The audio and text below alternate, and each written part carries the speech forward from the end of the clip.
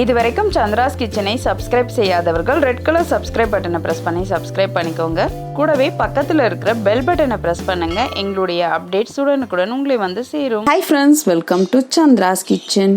இன்னைக்கு நம்ம ஒரு சுவையான குருமா வெரைட்டி தான் பார்க்க போகிறோம். இது இட்லி தோசைக்கு தொட்டுக்க ரொம்பவே சூப்பராக இருக்கும்.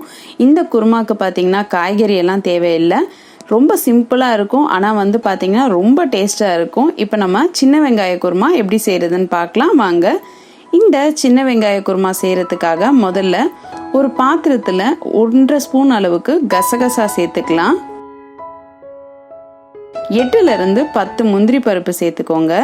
இந்த கசகசாவையும் முந்திரியும் நம்ம ஒரு அரை மணி நேரம் ஊற வைக்கணும். இதுக்காக நான் வந்து ஒரு 1/4 டம்ளர் போல் சுடு தண்ணி நம்ம சேர்த்துக்கலாம். அடுத்ததான் நம்ம ஒரு மிக்சரில் அரை முடி போல் தேங்காய் எடுத்துக்கலாம். இதை வந்து நான் சின்ன சின்னதாக கட் பண்ணியிருக்கேன். இந்த தேங்காவை நம்ம சேர்த்துடலாம். இது கூட நம்ம ஒரு 3 பச்சை மிளகா சேர்த்துக்கலாம். உங்கள் காரத்துக்கு ஏற்ற மாதிரி 4 கூட நீங்கள் சேர்த்துக்கோங்க. இது வந்து மீடியமான அளவுக்கு இருக்கும். 2 துண்டு பட்டை சேர்த்துக்கலாம். ஒரு கிராம்பு, 3 ஏலக்காய் சேர்த்துக்கலாம். அடுத்ததான் 3 பல் பூண்டு சேர்த்துக்கோங்க. அரை ஸ்பூன் போல் சோம்பு சேர்த்துக்கலாம்.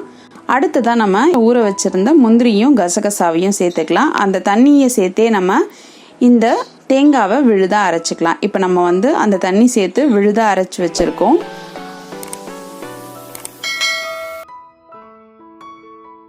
அடுத்ததான் நம்ம ஒரு கடாயில் 2 ஸ்பூன் போல் எண்ணெய் சேர்த்துக்கலாம். இது வந்து நான் ரீஃபைண்ட் ஆயில் தான் சேர்க்குறேன். நீங்கள் தேங்காய் எண்ணெய் கூட சேர்த்துக்கலாம், நல்லாயிருக்கும். இந்த எண்ணெய் சூடாகும் பொழுதே நம்ம சின்ன வெங்காயத்தையும் சேர்த்துக்கலாம். நான் வந்து ஒரு கைப்பிடி நிறைய ஒரு 30 அளவுக்கு சின்ன வெங்காயம் சேர்த்துருக்கேன். இந்த குருமாவுக்கு வந்து சின்ன வெங்காயம் சேர்த்தா ரொம்ப நல்லா டேஸ்ட்டாக இருக்கும். நீங்கள் கூட சேர்த்துக்கோங்க. அடுத்தது ஒரு பச்சை மிளகாய் சேர்த்துடலாம். சேர்த்துட்டு இதை நல்லா செவக்க வந்து நம்ம வதக்கணும். வெங்காயம் நல்லா வந்து செவக்கணும். இப்போ பார்த்தீங்கன்னா உங்களுக்கு வெங்காயம் நல்லா செவந்துருச்சு.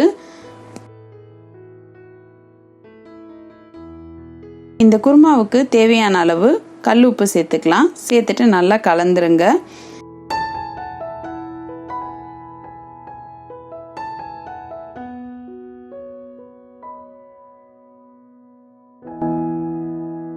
இப்போ நம்ம நல்லா கலந்தாச்சு. அடுத்ததான் அரைச்சி வச்சிருக்கிற தேங்காய் விழுதை இதோட சேர்த்துக்கலாம். இது கூடவே தண்ணி சேர்த்தும் நம்ம கலந்துக்கலாம். குருமா உங்களுக்கு எந்த அளவுக்கு வேணுமோ அந்த அளவுக்கு கொஞ்சம் தண்ணி சேர்த்துக்கோங்க. ஏன்னா இது வந்து கொதிக்கும் பொழுது திக்காக ஆரம்பிக்கும் நம்ம முந்திரி சேர்த்துருக்கிறதுனால. அதனால் கொஞ்சம் உங்களுக்கு தேவையான அளவு தண்ணியாக சேர்த்துக்கோங்க. இது வந்து நம்ம நல்லா கலந்து விட்டுறலாம்.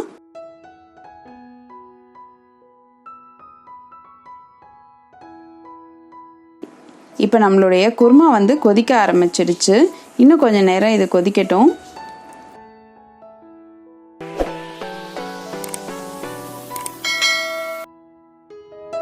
இப்போ குருமா வந்து நல்லா கொதிக்க ஆரம்பிச்சிடுச்சு. இந்த நேரத்தில் நம்ம கலந்து விட்டுறலாம். இன்னும் கொஞ்சம் நேரம் இந்த குருமா வந்து கொதிக்கட்டும். நம்ம சின்ன வெங்காயம் மட்டும் சேர்க்கறதுனால வந்து பார்த்திங்கன்னா இந்த குருமா ரொம்ப டேஸ்ட்டாக இருக்கும். இப்போ குருமா வந்து நல்லா திக்காயிடுச்சு. நம்ம ஸ்டவ் ஆஃப் பண்ணிவிட்டு கொஞ்சம் போல் கொத்தமல்லி தழை சேர்த்துக்கலாம். சேர்த்துட்டு நல்லா கலந்துருங்க. நம்மளுடைய சுவையான சின்ன வெங்காய குருமா சூப்பராக ரெடி ஆயிடுச்சு. நீங்களும் இந்த சின்ன வெங்காய குருமாவை உங்கள் வீட்டில் ட்ரை பண்ணி பாருங்கள். ட்ரை பண்ணி பார்த்துட்டு உங்களுடைய ஃபீட்பேக்கையும் கமெண்ட்டையும் எங்களுக்கு சொல்லுங்கள். இதே மாதிரி இன்னும் நிறைய ரெசிபிஸ் உங்களுக்காக வந்துட்டே இருக்குது. இதுக்காக நீங்கள் செய்ய வேண்டியதெல்லாம் சந்திராஸ் கிச்சனுக்கு இது வரைக்கும் சப்ஸ்கிரைப் பண்ணலைன்னா சப்ஸ்கிரைப் பண்ணிவிடுங்க. பக்கத்தில் இருக்கிற பெல் பட்டனையும் ப்ரெஸ் பண்ணுங்கள். அப்போ தான் நாங்கள் போடுற வீடியோஸ் உங்களுக்கு உடனே வந்து சேரும். நான் இன்னொரு சுவாரஸ்யமான ரெசிபியோடு உங்களை சந்திக்கிறேன். நன்றி, வணக்கம்.